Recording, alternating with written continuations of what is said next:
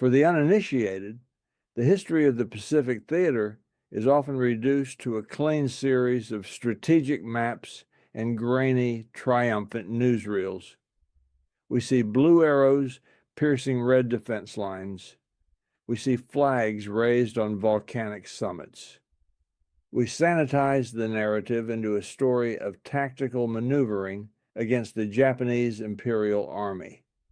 But for the men on the ground, the Marines and soldiers who hacked through the kunai grass of New Guinea and dug into the black sludge of Guadalcanal, the war was not solely defined by human combatants. It was defined by biology. It was defined by a hostility so pervasive that the environment itself became an active belligerent.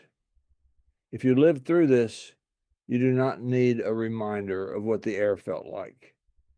You remember the suffocating density of the humidity, the way the heat caused the skin to slough off in sheets, and the smell, that distinctive cloying scent of wet rot, sulfur, and unburied death that no amount of time can scrub from memory.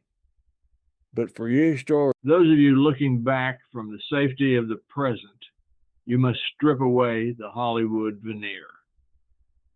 You need to understand that in the Pacific, the jungle was not merely a backdrop for heroism, it was a predator. To understand the psychological disintegration of a Marine in 1944, you cannot look only at the artillery barrages or the banzai charges. You must look at what happened during the silence. When the firing stopped, the jungle came alive. The ground you slept on, the water you drank, and the air you breathed were weaponized. We are looking at the 5 specific biological horrors that eroded the sanity and physical integrity of the fighting force. This is not a study of nature. This is a study of attrition. This is a study of how the natural world conspired to consume the human body long before a bullet ever found its mark. The first enemy was not Japanese. It was microscopic, delivered by a vector so ubiquitous it became background noise until the delirium set in. The Anopheles mosquito did not respect front lines. In the Solomons and New Guinea, the air vibrated with a high-pitched whine that signaled a threat more statistically dangerous than mortar fire. We speak of malaria and dengue as medical inconveniences today, but in 1942, they were catastrophic incapacitators. The terror here was not sudden trauma, but a slow, rhythmic dismantling of the body's ability to function. The parasite attacks red blood cells, causing them to burst. This leads to anemia, depriving the brain and muscles of oxygen, while the body burns in a cyclical fever. You are lying in a foxhole, weapon in hand, but your hands are vibrating uncontrollably.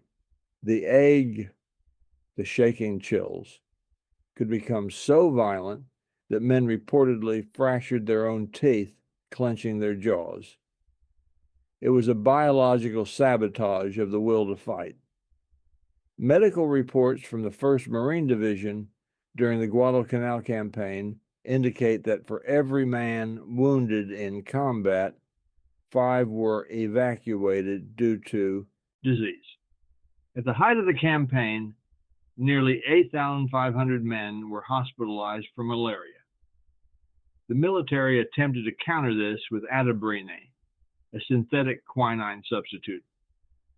It turned the skin a sickly, jaundiced yellow and induced nausea, vomiting, and in some cases, temporary psychosis.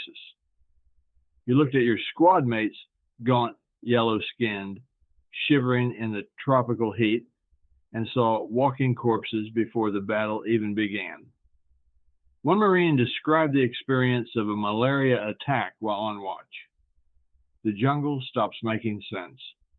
The trees start to bend. You know the enemy is out there, but you can't lift your rifle because your bones feel like they're made of glass. you are freezing to death in a 100-degree swamp. While the mosquitoes dominated the air, the ground belonged to the scavengers. The psychological impact of the land crab and the blowfly on the morale of the Marines cannot be overstated. This was not a biological threat to the living body so much as a psychological assault on the sanctity of the human form. In the Pacific, the line between the living and the dead was porous, and these creatures thrived on that ambiguity. The land crabs of islands like Peleliu and Tarawa were massive armored scavengers that emerged primarily at night. Their mechanics of terror were auditory. Marines attempting to sleep in shallow scrapes would hear the distinctive click, click, clack of claws on coral and helmet steel. These creatures were drawn to the scent of decomposition. If a body, friend or foe, lay in no man's land, the crabs would swarm it. The horror for the Marine lay in the realization that the movement they saw in the shadows was not an infiltrating Japanese soldier, but a carpet of crustaceans dismantling the corpse of a friend. Official after-action reports are sanitized, but personal diaries are explicit. They detail the sound of wet tearing in the dark. The blowflies were equally relentless, laying eggs in open wounds and the mouths of the unconscious. Myiasis, the infestation of alive tissue by maggots, was a constant reality. A wounded man pinned down by sniper fire for hours would often feel the movement of larvae in his flesh before he could be evacuated. The psychological scarring from this was profound. It reinforced the idea that the island was trying to eat them. An infantryman on Peleliu recalled, "You didn't want to die, sure, but more than that, you didn't want to fall."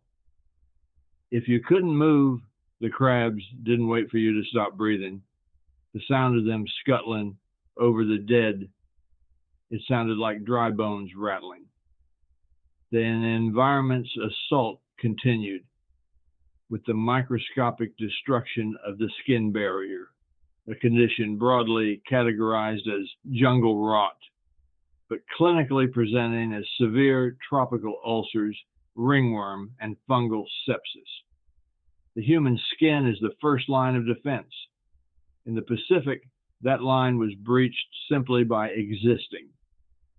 The humidity in theaters like New Britain averaged over 90%, combined with constant rain and wading through stagnant swamps. The mechanics of this horror were based on the inability to dry out. Fungi and bacteria thrived in the warm, wet folds of the body, the feet, the groin, the armpits. A scratch from a piece of kunai grass or coral would not heal. Instead, it would fester, the tissue rapidly necrosing into a widening, weeping ulcer. The pain was a constant throbbing burn, distinct from the sharp shock of a bullet. It was a sensation of dissolution. Boots would rot off feet, socks would fuse to the skin. Field hospitals recorded thousands of cases where men were combat ineffective simply because they could not walk. The stench of a tropical ulcer is distinct, sweet, cloying, and foul. Men could smell the rot on themselves. It created a sense of self-disgust and contamination.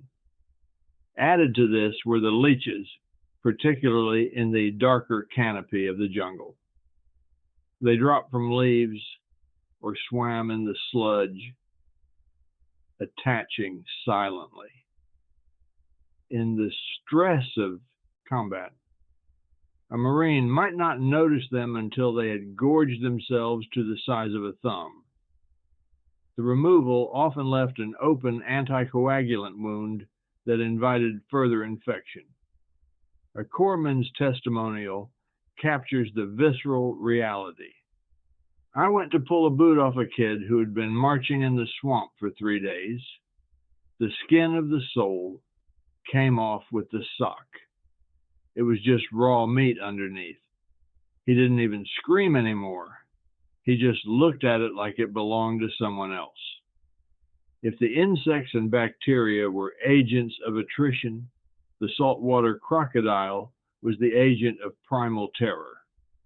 In the mangrove swamps of the Pacific, places like Ramree Island and the tidal estuaries of the Solomons, the marine was an intruder in a prehistoric ecosystem.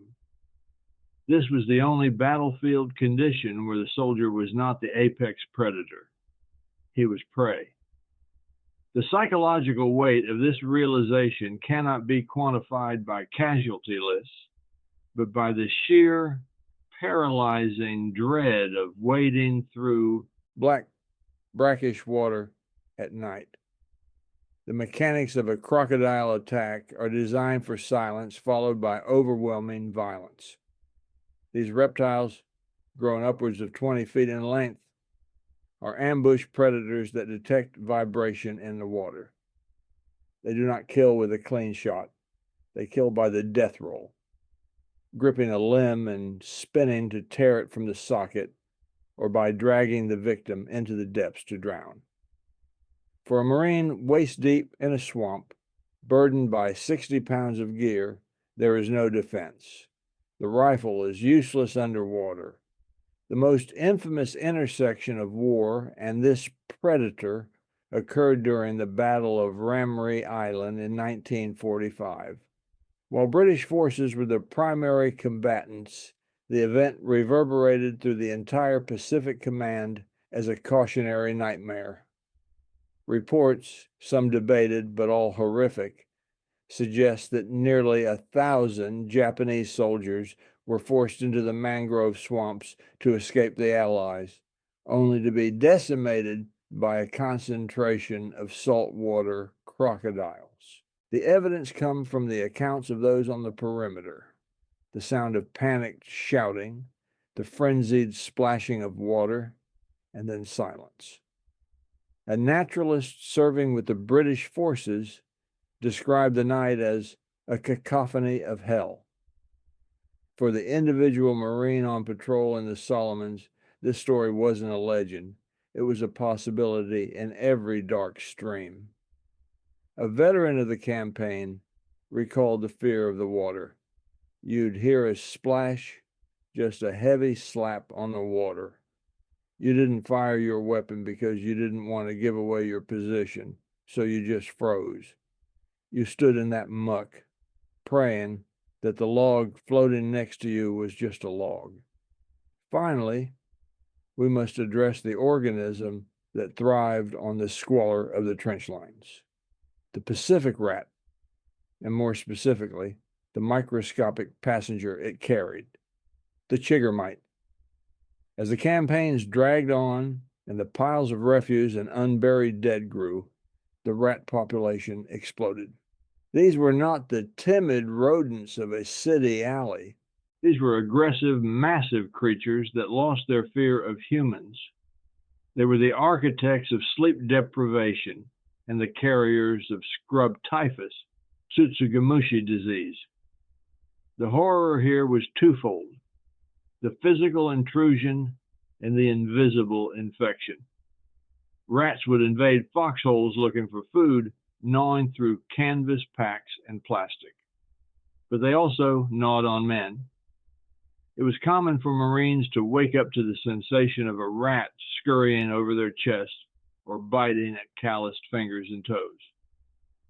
But the lethal blow came from the larval mites dropped by the rats in the kunai grass. When these mites bit a Marine, they left a distinctive black scab, or ishar, and injected the Orientia Tsutsugamushi bacteria. The result was scrub typhus, a disease with a mortality rate that could hit 30% in the pre-antibiotic phase of the war. It caused vascular collapse, delirium, and organ failure. The U.S. Army and Marine Corps recorded over 600 cases of scrub typhus in the Pacific Theater. It was a silent killer that struck randomly. You could be marching one day and comatose 3 days later. It turned the very act of resting into a gamble. To sit in the grass was to invite infection. To sleep in a dugout was to invite the rats. An infantryman from the New Guinea campaign provided a grim summary of this coexistence. The rats got so big, they looked like cats. They'd run right over your face while you slept. You got used to the Japs, screaming banzai. You never got used to the sound of a rat chewing on your boot or your buddy.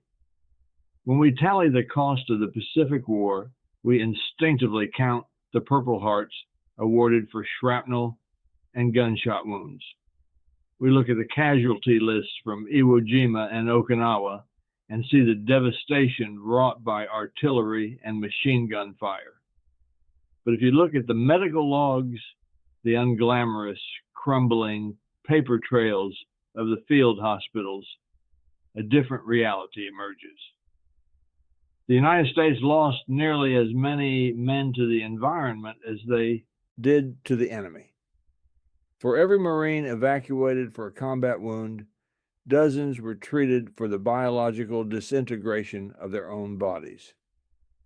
The cruelest irony of the Pacific Theater is that the Marine Corps spent years training young men to fight the Japanese Imperial Army. They were drilled in marksmanship, bayonet combat, and amphibious landings. Yet no amount of training could harden a human being against a microscopic parasite entering the bloodstream. No drill instructor could teach a recruit how to stop his skin from rotting off in a swamp. The enemy across the lines had mortars and rifles, but the enemy in the water, the air, and the soil had time. The Japanese forces could be pushed back, outmaneuvered, or defeated. The jungle could not. It was a third army on the battlefield, one that held no allegiance and offered no quarter. For the men who came back, the psychological scars were often tied to these biological horrors. Veterans speak of the smell of the Pacific, that unique rotting cocktail of vegetation, diesel, and decay, as the trigger that brings the nightmares back. They returned to a society that celebrated the strategic victories but had no frame of reference for the sensory torture of the daily existence. How do you explain to a civilian that the sound of a fly buzzing is not an annoyance, but the sound of the dead being consumed? How do you explain that a fever chill reminds you of the friends who shook themselves to death in a foxhole while the battle raged around them? This is the unsanitized history of the Pacific. It was not a clean crusade of flags and bugles. It was a primal, desperate struggle for survival against an ecosystem that was fundamentally hostile to human life. When you look at the footage of those island campaigns, do not just see the explosions. Look at the mud. Look at the insects clouding the camera lens. Look at the gaunt, hollow faces of the men staring back at you. They are not just fighting a war against tyranny. They are fighting a war against nature itself. And for many of them, that war never truly ended.